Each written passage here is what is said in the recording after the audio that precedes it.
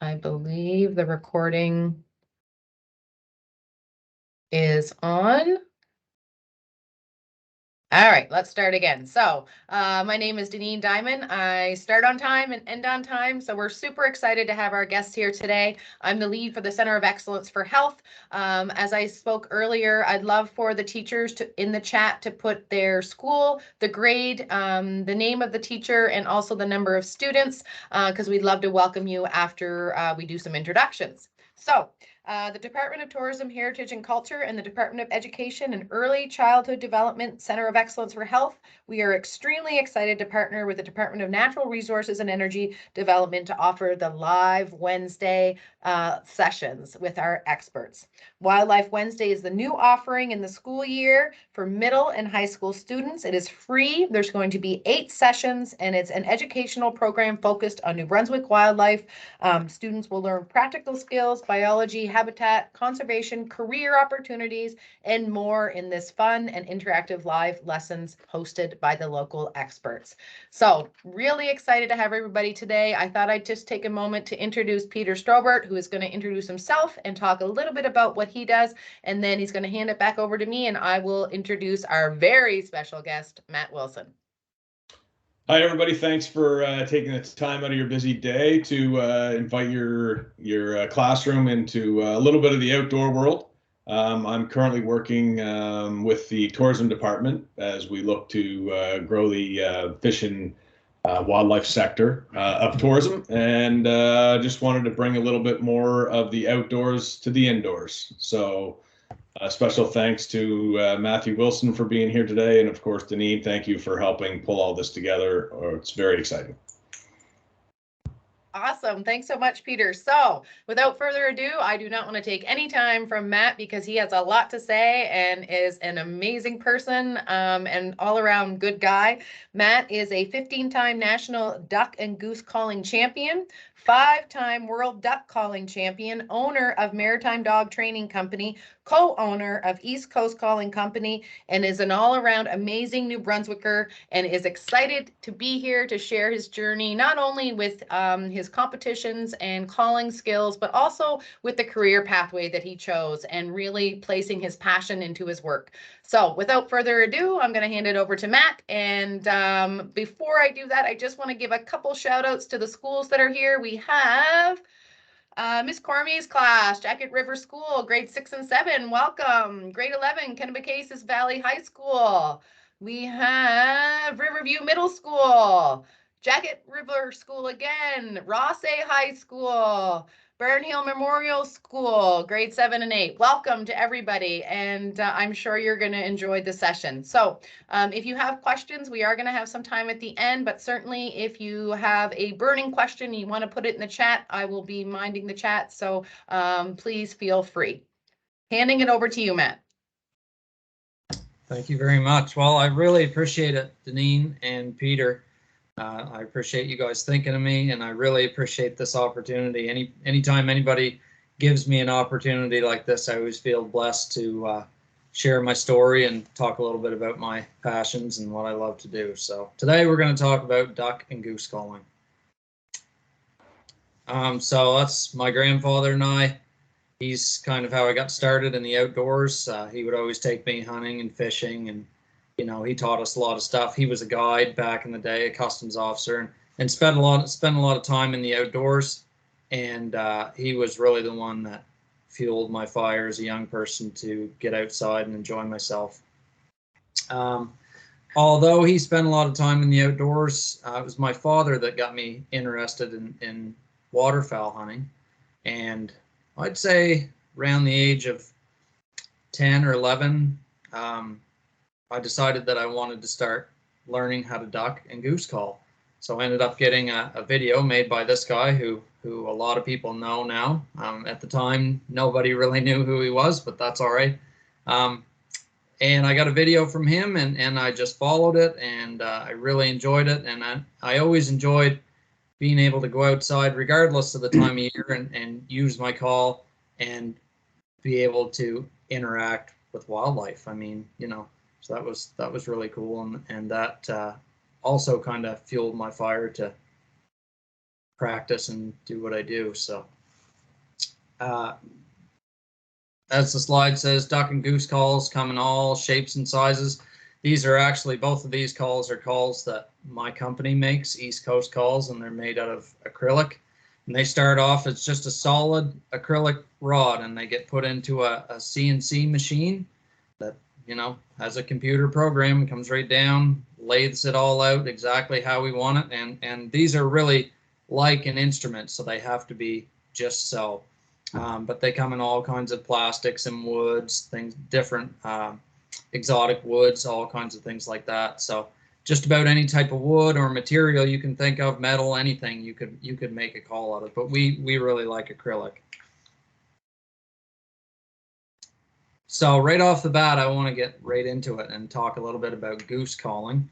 What I have here on my lanyard is a few different goose calls, actually, some shorter ones, and then these two are the same call. They're both made out of acrylic.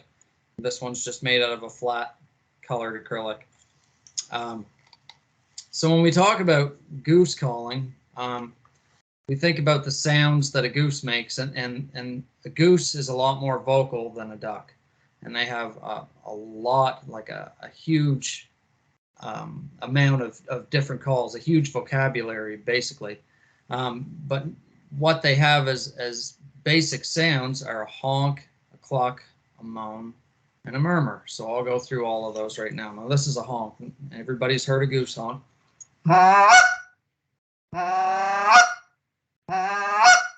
Okay. And a cluck is basically the same thing as a honk, except it doesn't have that first part. So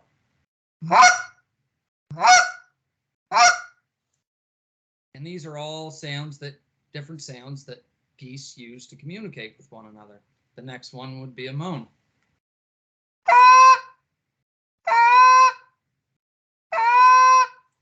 And if you live in an area where there is Canada geese, I'm sure that you've heard all these sounds. The next one is a murmur. And this is just the sound that geese make when they're on the ground or when they're out in a pond, swimming around, just kind of interacting with each other, talking a little bit.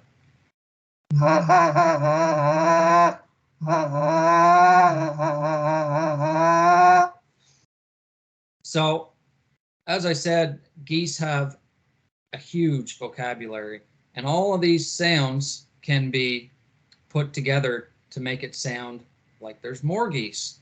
And when we're on the ground, when we're out hunting, or when we're calling to geese, that's the whole goal. We want to sound like more geese. So when I put these together, say if I put like a cluck and a moan together, that sounds like two geese on the ground, and it sounds very, very natural to them.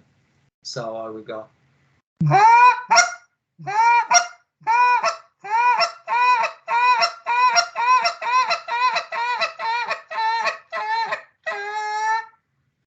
Okay, or I could use that cluck noise and I could do a low pitch one, and then I could do a high pitch one.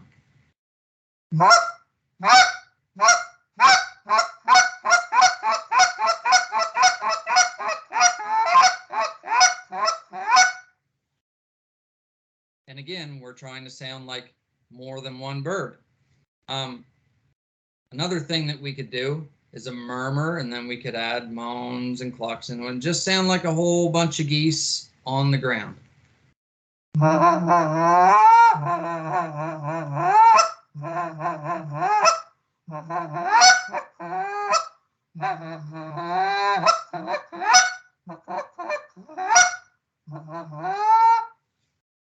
So when we're doing this, when I put that call up to my mouth, I kind of put my top lip across the top edge, and then I wrap my bottom lip around the bottom, and I sort of hold my hands like this, like just like a tube, and then I bring the other hand up.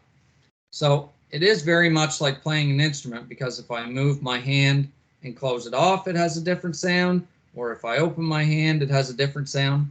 So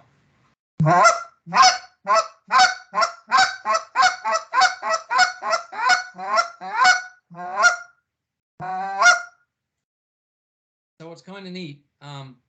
but it's something that takes a lot of practice. And the biggest thing about all of this stuff, if you ever wanted to get into it, you just need to focus on the basics. All the fundamental skills of how to use one of these is what's important all the way through. The way you hold the call, the way you put it up to your mouth, and the way that you put the noise in. And then when you've practiced for a while, like I've been at this for quite a few years, you can sound like a lot of geese. So.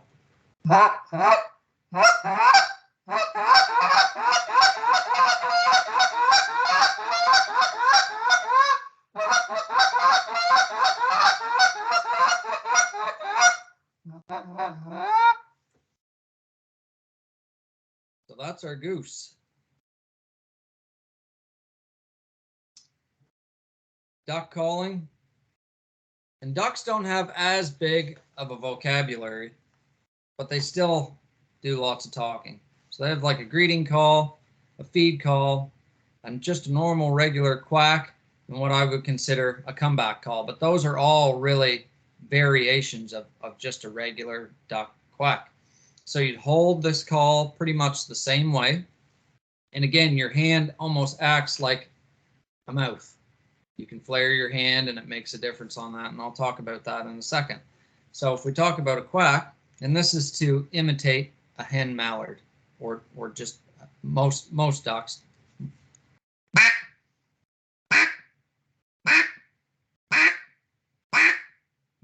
So you can see the difference if I just have my hand open and don't move it,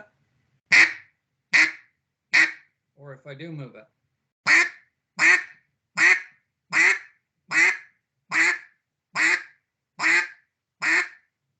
Okay, so now if I want to sound like a duck doing a greeting call, it's usually 5 or 7 notes, and you just go quack, quack, quack, quack, quack.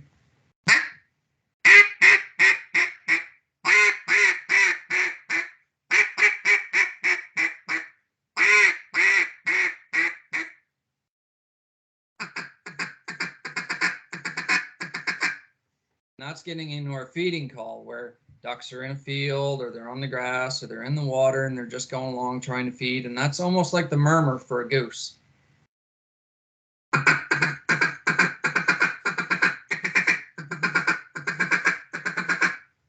And if you listen, if you're at a park or if you're at the lake or anywhere where there might be a few ducks around, you'll hear them doing that. They're just kind of swimming along with each other.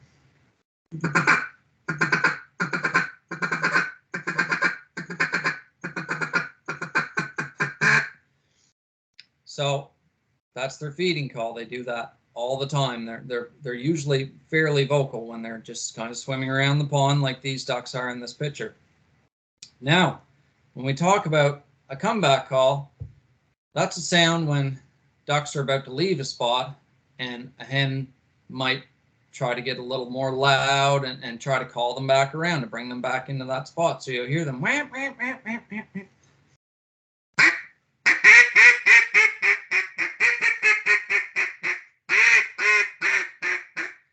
And a lot of times when you hear that, when they get louder or they get a little bit faster, you'll see the ducks that are maybe flying away from the pond will swing right around and come back in. So these are all really natural sounds that you hear from ducks.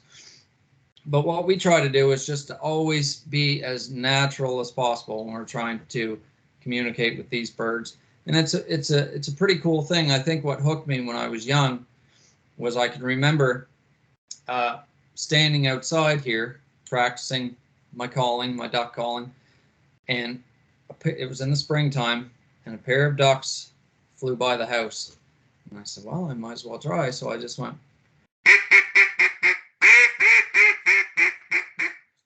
And they spun right back around and came. They didn't come into me. I was standing in my yard, but they came back by me anyway. So I knew at that point that they turned around because I called at them. And I thought, wow, that's so cool that they were heading that way, flying directly away from me. And when I blew my call, they turned around and came back in like I was communicating with them. So for me, that's a huge part of what kind of fueled my fire to do this, was the fact that you could go out and communicate with nature that way. So it's really cool.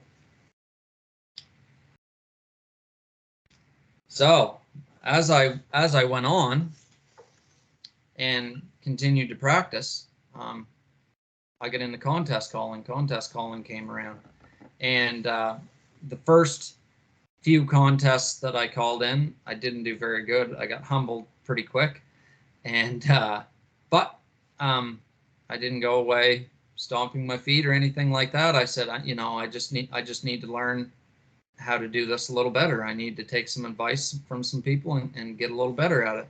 And what we do when we're in a contest, there's 5 judges behind a screen. Okay, so you can see in this picture, this is at the Worlds, you can see this camouflage screen back there. There's 5 judges back there. And what you do is you come out on stage, they call your number, you come out and they'll ask you, caller 1 will say, would you like a warm-up? And then you nod your head. So when you nod your head, you do your warm-up, and when you're ready to go, you nod your head again, and then they say this is for score. And the reason we don't talk is because then the judges would know who we were, and it wouldn't be fair. So you have 90 seconds to paint a picture for the judges that there's ducks way off, and you're calling to them, and they come towards you, and they're almost in your decoys, and then they spin around, and you call them back and put them in your decoys. And they have a red light on the stage so that when there's 10 seconds left, they'll flick that light on, and you know that you've only got 10 seconds left, because if you call over your time, you're disqualified. So yeah, it's a pretty cool thing, and it gives you something to practice for throughout the year, and kind of keeps your season going too. So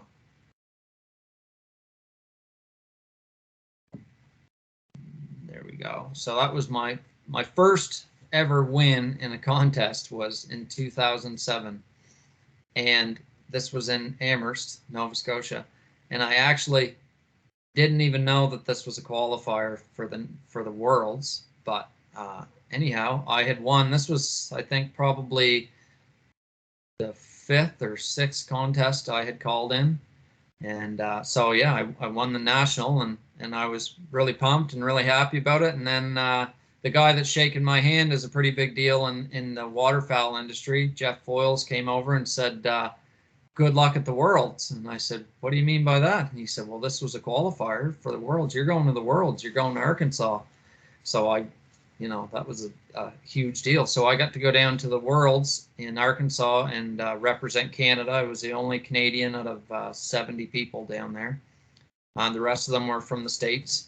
And they had all qualified with state contests and things like that. So state or regional contests. So that was a pretty huge deal for a good old country boy such as myself from Woodstock, New Brunswick, to head down to the Worlds and represent my country. And again, like I said, contest calling was a way to continue my season. And, after that first win, I really got a hunger for it and practiced all the time. I actually had a contest stage in my basement, and some of my friends would come over. Some of these guys that you see in these pictures would come over and call with me. So really cool. And these are pictures from just either provincial or Atlantic contests, or even this one right here is the national. Here's a pretty good picture of my son and I. He won the national junior that year.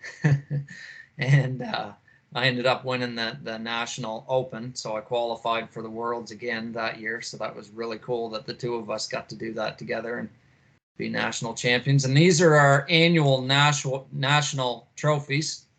The base on these is made out of bird's eye maple, and this maple leaf is actually made out of stainless steel, and we had it engraved like that: Canadian duck calling champion and goose calling champion. So they're pretty cool. We put a lot of thought into those, and it's one of the cooler trophies I've certainly ever seen. It's pretty neat. And I wanted to put these pictures in too. This picture here, it's not the best quality, but I didn't have an original at the time. This was I won my 5th national open, was going to go down to the Worlds for the 5th time, so that was a pretty big deal. That's one of my very best friends. tackling me on the stage. And on the right here's a really good year for me. Like I would practice all the time, like hours and hours and hours on my duck and my goose call, and just constantly, blow routines and time them. And that year I actually ended up winning just about everything at the national, the open goose, the open duck. I think there was maybe 7 titles there, so it's pretty cool. It certainly runs deep in my blood. And waterfowl, the thing about it is the biggest reason that I love to do this so much is because that, I just love to be outside. I love waterfowl and waterfowl hunting and just everything that has to do with that, calling and dogs and, just everything that surrounds that. And again, this is just a way to, be around your buddies and kind of keep the season going throughout the year. So as I went along and I started to win a lot of contests, some sponsorships came along. The business side of things started to come along for me a little bit more. And I had an opportunity with a company to make my very own duck call, which was a pretty cool deal. And I will tell you right now that building a duck call is about like building a piano. It's not easy. And we had no idea what we were doing, but we figured it out. And this one on the right is actually my prototype, my final prototype that I came out with, and I actually won the national with it that year. That was the last national that I won before pre-COVID, so it's pretty cool. And then we did come out with it, and we numbered them 1 to 100. The first 100 we numbered, so that was really cool. And my signature is engraved on the side, and we put it in red paint because obviously I'm Canadian. Very proud of that. So yeah, it was a really, really cool part of my career. So things started to amp up that way. You start to get noticed in the industry and in the outdoor industry, and opportunities started to come along. I had some really good opportunities to meet some great people. I started traveling around to shows. This is actually Eric Greiva. He used to be an NHL hockey player and just retired. He played for the Edmonton Oilers. So that was pretty cool. He's a very near and dear friend of mine that I met through the industry and still talk to lots today. Great guy.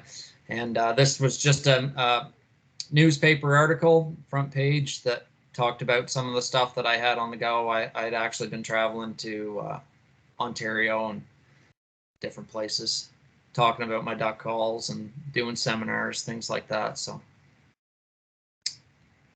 and here's some other media as well that, things again started to take off, and they followed me when I was down to the Worlds that year. That was the year that I took my prototype, 2016, I believe that I took my prototype down to the Worlds. And they have 3 rounds in these contests, and they cut people every round. So, if you start out with 70, they would cut it in half and then do round 2, and then they'd cut that probably in half, or, keep a third and then do the third round, and that would be your top 10 or top 15. So nobody from Canada had ever made it through the first round. And they have out behind the stage, they have like a job trailer that everybody sits in, all the contest callers. And the MC comes back after the first round and he says, okay, if I call your number, that means you're through to the second round. So my number was 36, and he was calling through them, and he goes 32, 34, 36, and I was like, did he just say 36? And the guy's like, yeah. And I looked down at my button. I was like, that's me. I made it through the first round. So that was really cool, because nobody in the history of the Worlds had ever done that. So I was pretty proud of that. I was like, I could go home right now. Mission accomplished. So I was 30th out of 70 that year, which was a huge deal for me, because when I think about like where I started with this, just with a with an old video that I watched, and I had an old wooden duck call, and then it just kind of spawned from there. I just stayed at it and really practiced hard and stayed dedicated, and here I was at the Worlds with my own call and made it through the first round. So I was like just ecstatic. It was pretty awesome. So, and these are just other articles that the paper had done following me, which is always really cool. They've always been really good to me, and really blessed to have them around. The news also was really interested in it, and they would come around and do interviews. CTV and CBC were always really good at coming up and always wanted to talk to me about it. And you know, they were proud. They were always rooting for you too. They were just as proud as I was, you know. So it was kind of cool. They would come to the house and film stuff, and there's some of that stuff online. Some of those interviews. If anybody's ever looked and watch them, it's really neat. Along with that, when I'm talking about opportunities, that led me into guiding as well. When I got out of school, and I ended up, just a quick story on this, I ended up guiding the president for the Wild Sheep Foundation, which, I mean, we don't have wild sheep here, so that didn't really mean a whole lot to me at the time. And I guided him for 3 days, and it was great.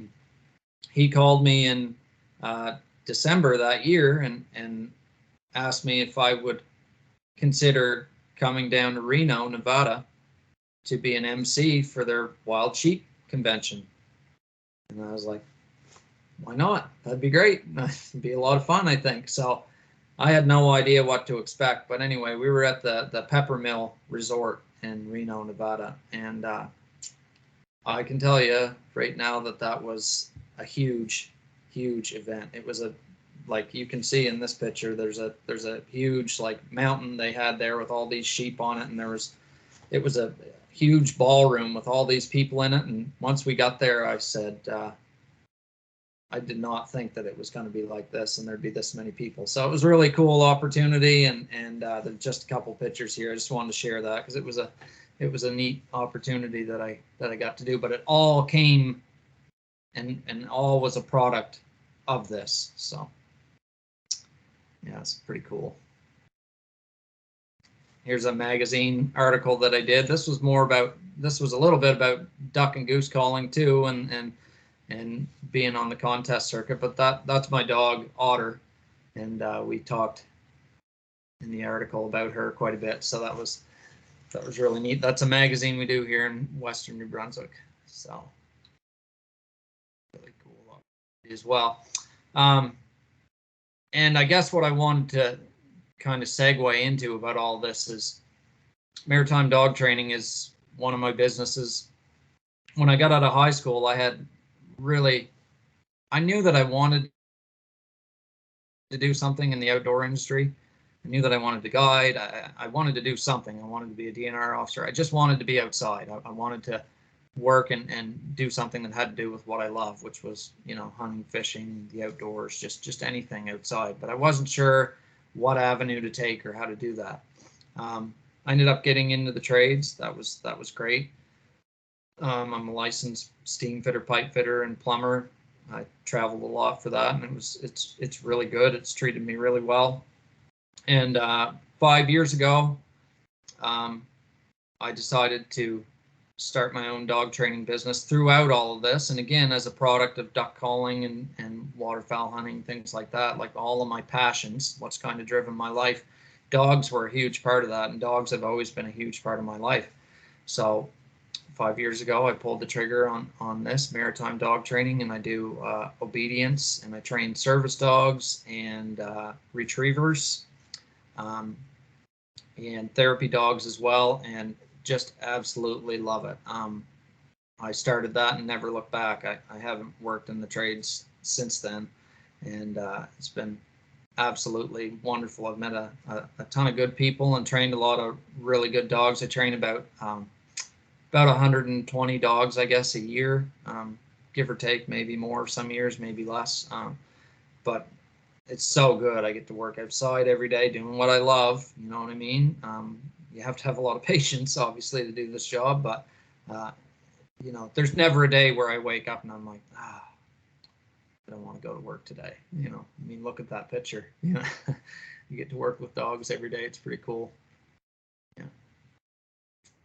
And that's a pretty good picture of Otter with one of my duck calls in her mouth. That was when we were guiding out west. So she loves me, you can tell.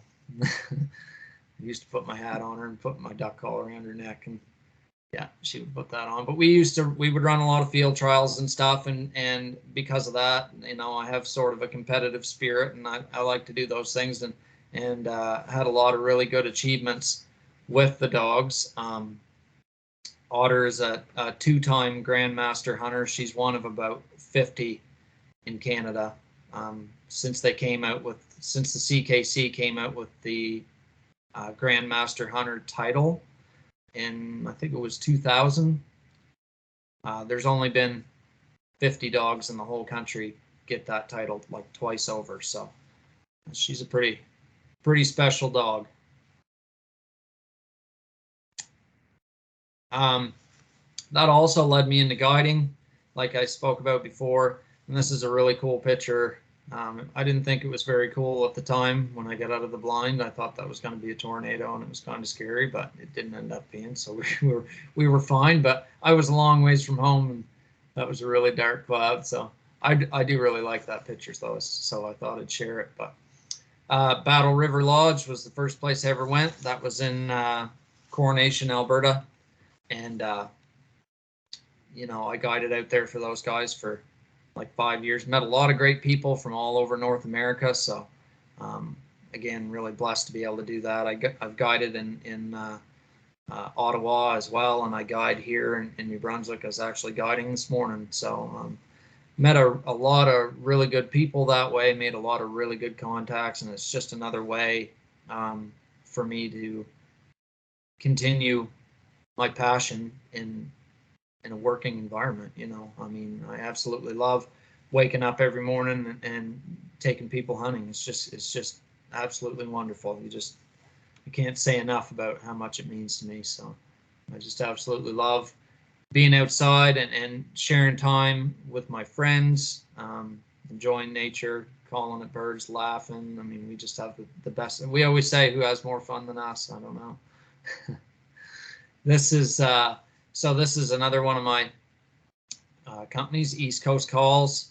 We make acrylic duck and goose calls. We have them made in Texas. There's a guy down there that does a really super good job for me, and I'm really pleased to have him making my calls, because he makes calls for all the big companies that are selling thousands and thousands of calls. And we aren't to that point yet, but what we do make is quality, and I always said right from the start that I would rather make 100 good ones rather than 1,000 that were questionable. So we're selling lots, and it's just, again, another way to add another business point in on something that we're already doing, and it's all, again, within the scope of how this got started, and kind of branching off of our passions to be able to do this. So really blessed to have people that believe in us and want to buy these calls, and they all really like them.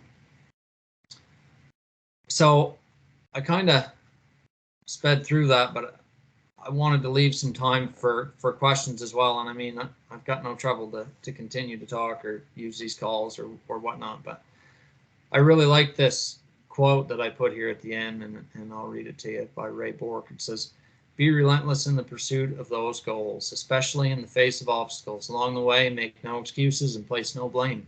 And I really have always liked that, because, I mean, I knew from a young age that I had a extreme passion for the outdoors and hunting, fishing, things like that. And I thought to myself, you know, the only way that I'm really going to truly be happy and is by making this some sort of making a job out of this. I shouldn't say the only way that I'm truly going to be happy, but I really wanted to follow my passions. Like when I was a pipe fitter, I loved that job. It was great, but it wasn't where my heart was, I guess. My heart was in the outdoors. You know, it's where I find my peace. You know, it's where I find clarity. It's just where I want to be, outside all day, every day, regardless of the weather. You know, I've got good clothing for that stuff now, so I'm happy to be out there in just about any weather. So, but anyhow, yeah, I mean, this quote says it all. You have to work hard, and nothing comes easy, and there'll be lots of ups and downs. But certainly, because of just kind of being relentless and forging ahead, especially being from where I come from here, things have worked out pretty good, I think. I would agree. I think things have worked out very well for you. You're allowed to have a glass of water. Yeah. I am echoing, so if I could get everyone just to turn their mic off. Matt, you're fine to keep yours on. I just wanted to say that I think it's so important for the students to hear about your passion and how that has really helped shape your career. And I know for myself as well, and this is just a personal preference, is that if you are going to work and it feels like work, then maybe you're not in the right industry or in the right job. And I know from experience of being in the school system for 18 years as a teacher, I always said to my students, if Mrs. Diamond gets out of the shower and she doesn't want to go to work, then she's going to make a change. So I think that's one of the biggest lessons we can learn from Matt's career path and his really all of his accomplishments, is that he decided that he was really into goose calling and duck calling, and worked extremely hard and put many, many hours in and made it part of his job. And I get goosebumps thinking about it, because it's so beautiful to think that as students and the students that are listening, if you have a passion and you are excited about something, I guess what we're trying to promote here at the Center of Excellence is that you can do that, and to put your passion into your work and your experiences at school is really exciting.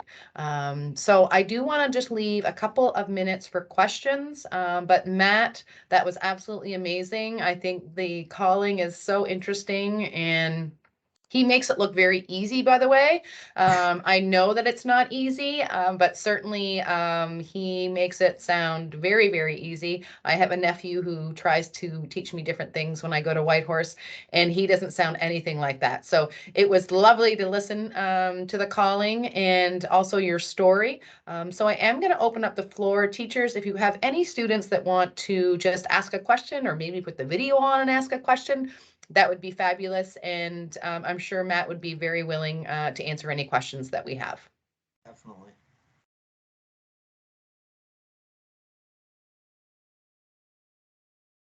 This is where the awkward silence happens, but certainly you can put your hand up. You can let me know if you want to ask a question.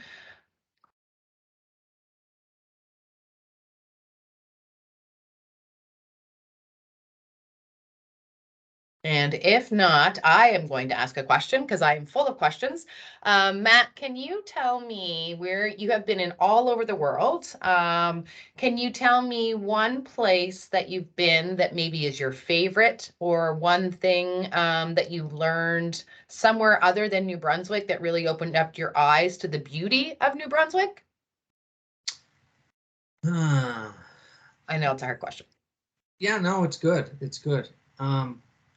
I guess you could always say there's no place like home. I really, really love this province. Like, no matter where I've gone, I've always been happy to come back home. Certainly traveling down in the southern United States, like, you know, things are very different down there in the way their land is laid out. And I mean, we're pretty lucky here. We don't have any rattlesnakes that are trying to bite us, or, you know, pretty much the worst thing we have to worry about here wildlife wise is like a tick or something like that. So but Skunks. yeah, yes, well, yeah, skunks, yeah. pretty vicious, yeah. Yeah, so, but certainly traveling down in the southern United States, I mean, it's very different from here, the way that the land is laid out, and I certainly appreciate all the woods and the forests and the rolling hills and the fields and the way that our weather is here. And I mean, you might not say that in the middle of winter, but even still,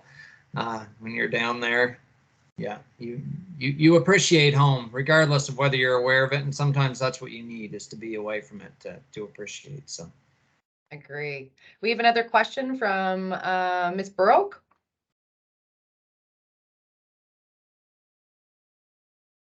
Okay, go ahead. My name's Leland, and I'm from Riverview Middle School. And I was wondering if you have ever caught or like hunted a bear. hunted a bear? Oh, yes, lots of times. Yep. Love to go after bears. Yep. We have a lot of bears. They're a super interesting creature. You know, when you think about their life, they have the ideal life, I think, because when they come out of the den, their main goal is to get as fat as they can get and eat whatever they want, and then sleep all winter. So I think that's a pretty good gig myself. Thank you so much for asking a question. Yes. Do we have any other people out there that would like to ask questions to Matt?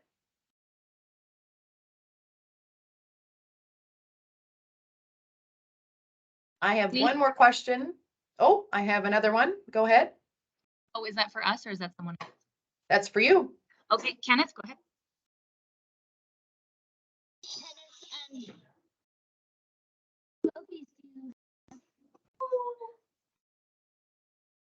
We didn't hear that. How much trophies do you have? Ooh, how many trophies do you have, Matt? Good question. Yeah, that is a good question. I have quite a few, and the thing about our trophies here is we have some really cool ones. I have some wooden plaques and decoys that have little plaques on them, and like moose antlers. Yeah, I have some really cool ones. Quite a few. Yeah.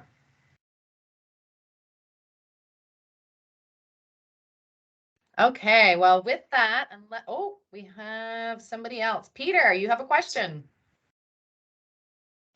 Yeah, I just had a question about, I know when you started watching, like back in the day, the VHS videos, which Yeah. I'm sure Thanks lots for of kids pointing don't that have out. idea what that even is. Yeah. So would you what's the best gateway for some of these kids to get involved in trying to work a duck call? Or goose call?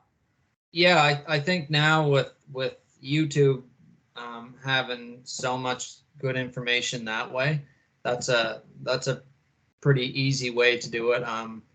Our channel, the ECWM, has instructionals on there, but there's so much content online now. The biggest thing I would say is pick one program that you find and just follow it, you know, right to a T. Just follow it right to a T. And if you need help, I mean, message me. I don't mind at all. And or, you know, if you know somebody that's close by that knows how to work a duck call a little better to you, reach out to them. You know, most times guys are more than happy to help. So yeah. Awesome. Thanks. Straight up. Thanks. Awesome. I think that's everybody. I still have Miss Brooks' hand up. Did you guys want to ask another question? I think we're good. We do have one more. I love it. Me too.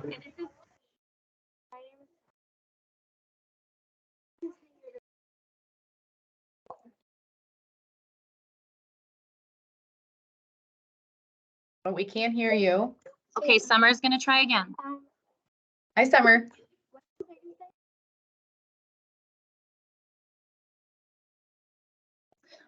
Okay, she wants to know what's the biggest thing he's ever hunted. Oh, my soul. Another hard question. That is probably a moose, I would say. As far as, yeah, a moose. Awesome. Matt, I just want to say it's been such a privilege to listen. I'm so excited that Deneen invited me on this call. As the lead for the Center for Entrepreneurship, I would love to share your story with my center as well. In my speaker series, if that's possible. You're just such a great example of someone who uses their passion to create a living, which is really the entrepreneurial spirit at its best. So it's been a pleasure listening to you. Yeah, I appreciate you coming on and the kind words for sure. Absolutely. So interesting. My dog, actually, I'm working from home today, and my dog's ears were perking up with your whistles. He's like, that's the guy I've heard about that trains. Yeah, exactly. Excellent. Well, with that, Jill couldn't have spoke, I guess, more eloquently. So thank you so much, Jill, for ending the presentation. I am somebody that starts on time, ends on time. It is 2:15.